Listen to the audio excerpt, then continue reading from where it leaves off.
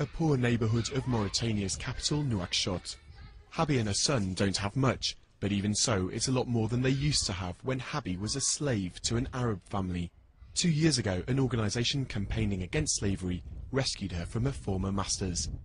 In the beginning, it was very difficult for me. It was very difficult to leave my masters because I thought there weren't any other options. I just couldn't imagine I'd be able to live without them. Biram Ould Abaid works for the NGO in question, SOS Slaves.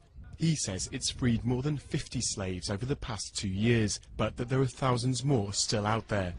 The slaves are mainly from the ethnic community known as the Haratine, a group oppressed for 800 years in the region, so long that slaves too often simply accept their fate as an inferior caste. Quand on parle d'esclave en Mauritanie, c'est quelqu'un qui est né esclave, c'est-à-dire qui travaille sans salaire. When you talk about slaves in Mauritania, you're talking about people who were born slaves. That means who work with no salary, who have no rights with their children, no right to education, and if it's a woman, she must sleep with her masters at their will. Messaoud Ould Bouker is ethnically a Haratine. He's a candidate for the presidential election and has risen to be president of the National Assembly, a first for his community. He's frustrated about the lack of progress.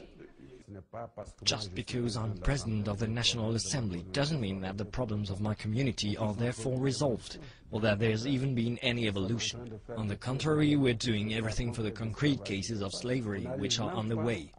People can't accept the fact that the government is treating these cases as slavery. Slavery was officially outlawed in Mauritania in 1981, but it only became a crime to own slaves in 2007. Theoretically, the offence holds heavy punishment, but in reality, nobody has so far been sentenced.